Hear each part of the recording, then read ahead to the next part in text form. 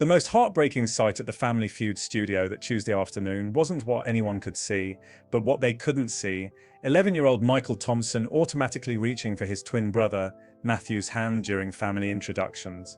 His fingers closing around empty air before he caught himself and quickly dropped his arm to his side. Standing beside his parents, David and Jennifer Thompson, Michael carried himself with the careful composure of someone who had learned to navigate a world that had suddenly become half empty, though he maintained the unconscious habits of someone who had never been alone for a single day of his life until 6 months ago. Michael moved through the bright Family Feud corridors with the subdued energy of a child who was still learning how to exist as one person instead of two.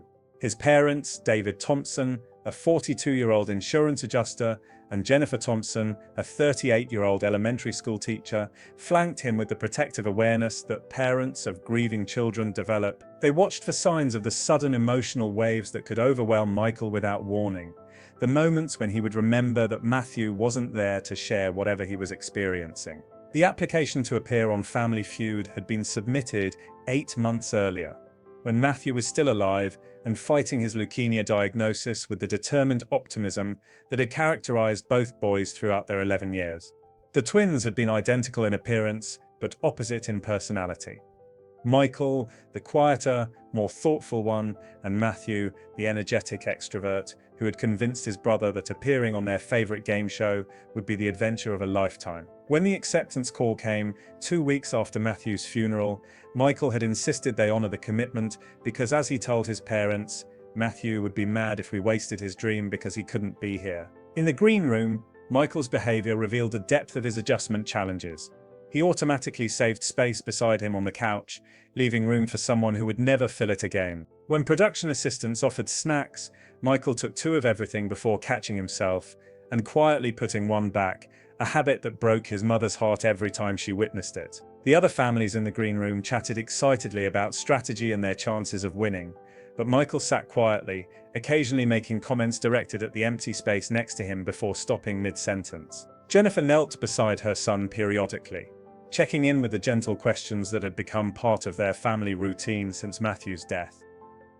"How are you feeling, honey? Do you need a break?"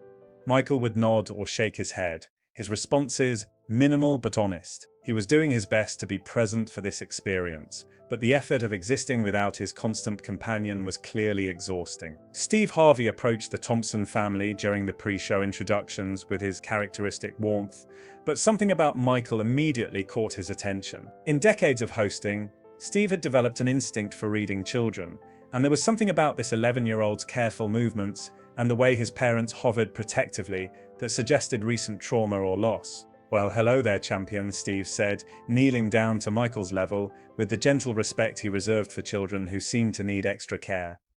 "What's your name, buddy?" "Michael Thompson," the boy replied, his voice clear but subdued.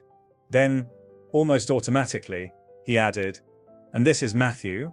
gesturing to the empty space beside him before his face flushed with embarrassment at his mistake. David Thompson stepped forward quickly, his expression pained. Michael's twin brother Matthew passed away 6 months ago from leukemia. Michael sometimes still. It's been an adjustment for all of us. Steve's expression shifted immediately from entertainment mode to something much more human and compassionate. He'd worked with enough grieving families to recognize the particular pain of a surviving twin. The unique challenge of learning to be one person when you'd been half of a pair for your entire existence. "Michael," Steve said gently, looking directly into the boy's eyes, "Matthew was your twin brother." Michael nodded, his composure wavering slightly. "We did everything together. We were supposed to be on the show together. He really wanted to meet you." The simple statement carried profound weight. Steve understood immediately that this wasn't just a family dealing with loss, but a child who had lost his closest companion, his constant partner, the other half of his identity. Looking at Michael, Steve saw a boy who was still learning how to be singular instead of plural. As the Thompson family took their positions for the actual game, the production crew made subtle accommodations that touched Steve's heart. They positioned an extra chair near the family podium, not for any practical reason, but because Michael kept looking around for somewhere Matthew could have stood. The gesture was small but meaningful, an acknowledgement that Michael's family still included someone who couldn't be physically present. The Thompson family was competing against the Rodriguez family from California, but from the opening moments, Steve found himself paying as much attention to Michael's emotional state as to the actual game. The boy was clearly trying his best to participate, but his responses often included automatic references to we before he caught himself and corrected to I, small verbal reminders of how recently his world had been restructured. During the first 2 rounds, Michael surprised everyone with his thoughtful answers and quick thinking.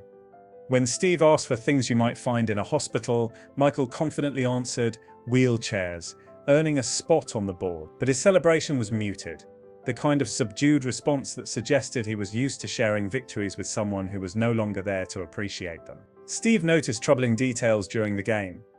Michael would turn to share excited moments with empty space before remembering that Matthew wasn't there. During commercial breaks, he would start to speak to his absent brother before catching himself, his face showing the confusion and pain that comes with breaking habits that had been formed over an entire lifetime. During a commercial break before the final round, Steve watched Michael's behavior with growing concern. The boy was clearly exhausted by the effort of participating in something that should have been joyful but felt incomplete without his twin. Jennifer Thompson kept a close eye on her son, ready to intervene if the emotional weight became too much for him to handle. "You doing okay, buddy?" Steve asked Michael directly during the break. Michael nodded, but his response was telling, "It's hard to have fun without Matthew." Everything feels like half. The simple honesty of the statement hit Steve harder than he'd expected. Here was a child articulating the profound loneliness of surviving twin loss, the way grief can make even positive experiences feel incomplete and hollow. The final round arrived with the Thompson family trailing slightly but still in contention for the grand prize. Steve announced the category with his usual enthusiasm, unaware that the topic would create one of the most profound moments in Family Feud history. "We asked 100 people," Steve declared. "What do you miss most about your childhood?" It was Michael's turn at the podium. He stepped forward with the careful movements that had characterized his entire appearance, movements that seemed calculated to take up less space, as if he was still adjusting to existing as one person instead of two. His hands gripped the podium edge for support, and he looked up at Steve with eyes that carried a weight no 11-year-old should have to bear. Steve repeated the question, his voice unconsciously gentling as he sensed this topic might be challenging for Michael.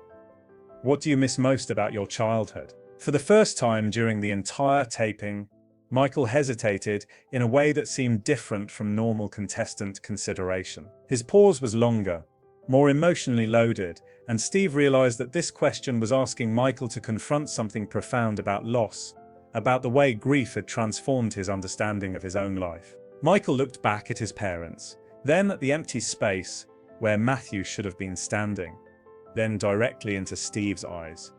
When he finally spoke, his voice was quiet but clear, carrying a wisdom that seemed impossible for someone his age. "I miss being we instead of me," Michael said simply.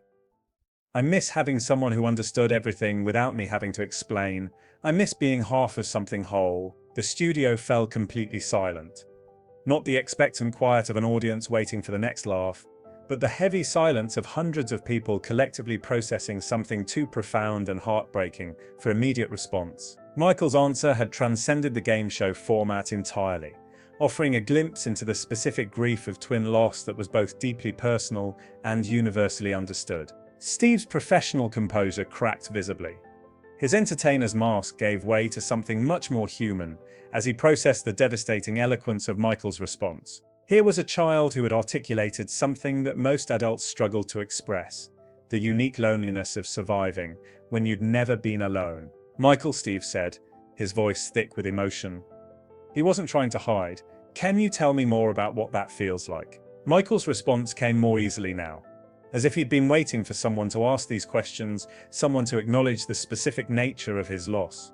"Everything I do, I think about how Matthew would have done it," Michael explained with heartbreaking clarity. "When I laugh, I wonder what he would have laughed at. When I'm scared, I miss having him be brave for both of us. It's like I'm living for two people now, but I'm only one person." Behind the scenes, Steve made a decision that defied every producer's expectation and every rule of television production. "Stop the music," Steve called out. his voice carrying an authority that immediately silenced everyone in the studio. "Stop everything right now." The Family Feud theme music cut out abruptly. The cameras continued recording, but every crew member understood that they were no longer producing entertainment. Steve walked away from his podium toward Michael, his movement deliberate and protective, like someone who had just recognized a profound moment of human connection that transcended television. The studio audience watched in complete silence as Steve approached this 11-year-old who had just shared something devastatingly honest about the nature of twin loss and childhood grief. There was something about Michael's composure, his ability to articulate such complex emotions, that made everyone present understand they were witnessing something extraordinary. Steve knelt on the studio floor in his expensive suit, his attention completely focused on Michael, who stood at the podium looking impossibly small and alone under the bright lights. "Michael," Steve said gently, "I want you to help me understand something. When you say you're living for two people, what does that mean?" Michael's explanation came with a matter-of-fact clarity that children sometimes bring to the most complex emotional territory. "Matthew and I made plans together," Michael said. "We were going to do everything together, now I have to do it all by myself. But I still want to do the things we planned, because leaving them undone would be like leaving Matthew undone." Steve's eyes filled with tears as he realized the full scope of what Michael was carrying. Not just grief for his lost brother, but the weight of feeling responsible for living out both of their dreams, for being enough person for two people's worth of hopes and plans. "What kind of plans did you and Matthew make?" Steve asked softly. "We were going to learn to drive together when we turned 16, Michael said. "We were going to the same college and be roommates. We were going to be each other's best men at our weddings. We had it all figured out." The simple list of shared dreams painted a devastating picture of a future that had been completely restructured by loss, of a child who was trying to figure out how to move forward when all of his plans had been made for two people. Steve Harvey had hosted thousands of shows, had made millions of people laugh, had built a career on bringing joy to others through entertainment. But sitting on that studio floor with Michael Thompson, he found himself confronting the reality that some losses reshape everything, that some grief requires learning to be an entirely different person than you'd planned to be. "Michael," Steve said, his voice breaking slightly, "I want you to know something important. Matthew's dreams don't disappear because he's not here to live them, but you don't have to carry all of them by yourself. You get to make new dreams that are just yours." Michael looked confused, as if this idea hadn't occurred to him. "But what if my dreams are different from what we planned together?" "Then that's okay," Steve assured him. "Matthew loved you enough to want you to be happy, even if that happiness looks different than what you planned together. Being twins means you shared everything, but it also means he wants you to have a full life even if it's a life he can't share." Steve began removing his suit jacket, the gesture that had become his signature in moments when entertainment gave way to ministry. As he wrapped the expensive garment around Michael's thin shoulders, the symbolism felt particularly powerful. The jacket was large enough to seem like it could wrap around two people, a tangible reminder that Michael was loved and protected even in his singularity. "This jacket," Steve said, loud enough for everyone in the studio to hear, "belongs to someone who is brave enough to keep living even when living feels incomplete. Someone who understands that love doesn't end when someone dies, but it does change shape." Michael pulled the jacket tight around himself, and for the first time since walking onto the stage, his rigid posture relaxed slightly. The weight of the fabric seemed to provide comfort, a physical reminder that he was supported and cared for in his grief. "Michael," Steve continued, "I want you to understand something. You're not half of something that's broken. You're a whole person who was blessed to share 11 years with someone who loved you completely. That love doesn't go away when someone dies. It becomes part of who you are." Steve turned to address the entire studio audience, his voice carrying conviction that made everyone present understand they were witnessing something important. "This young man taught us something today," Steve announced. "He taught us that grief isn't something you get over. It's something you learn to carry. And sometimes the bravest thing you can do is keep living, when living feels impossible." "Ladies and gentlemen," Steve declared, "we're going to do something special today. We're going to show Michael that his brother's dreams matter, that twin love is forever, and that sometimes the best way to honor someone's memory is to live fully in the present. The applause that followed was unlike any sound the Family Feud studio had ever heard. It wasn't typical game show celebration, but something deeper, something that acknowledged the profound courage it had taken for Michael to share his truth, and the grace with which he was learning to navigate an impossible situation. As the celebration continued around him, Michael stood in the center of it all, wearing Steve's jacket like armor against grief, his parents nearby with tears of pride and relief. For the first time since Matthew's death, Michael wasn't thinking about being half of something missing. He was simply present in a moment of love and support, and recognition that his grief was valid and his journey toward healing was worthy of respect. 6 months later, on what would have been the twins' 12th birthday, Michael called Steve Harvey. It was a tradition he'd started, calling Steve on significant days when missing Matthew felt particularly acute. "Steve," Michael said, his voice stronger than it had been at the studio, "today would have been our birthday. Matthew and I would have been 12. How are you feeling about that, buddy?" Steve asked, settling in for a conversation he'd come to treasure. "Sad, but also grateful," Michael replied with surprising wisdom. "I'm learning that I can miss him and still be happy. I can remember our plans and still make new ones. The jacket you gave me reminds me that I'm allowed to be just Michael, not half of Michael and Matthew." Steve smiled, remembering the grieving child who had taught an entire television studio about the complexity of twin loss and the courage required to keep living when your entire identity had been restructured by death. The jacket that Steve had given Michael became a comfort object during his grief counseling sessions, a tangible reminder that adults understood his loss and supported his journey toward healing. As Michael grew and changed, learning to navigate adolescence as a singular person rather than half of a pair, he eventually passed the jacket on to another grieving twin, starting a tradition that connected children who understood the unique challenges of surviving twin loss. But the most important gift Michael received that day wasn't the jacket. It was the recognition that his grief was valid, that twin love transcends death, and that learning to live as one person when you'd always been two was one of the bravest things anyone could do. Because sometimes an 11-year-old can teach an entire television studio that love doesn't divide when someone dies, it multiplies, becoming something that sustains us through even the most impossible losses. Share and subscribe. Make sure this story is never forgotten.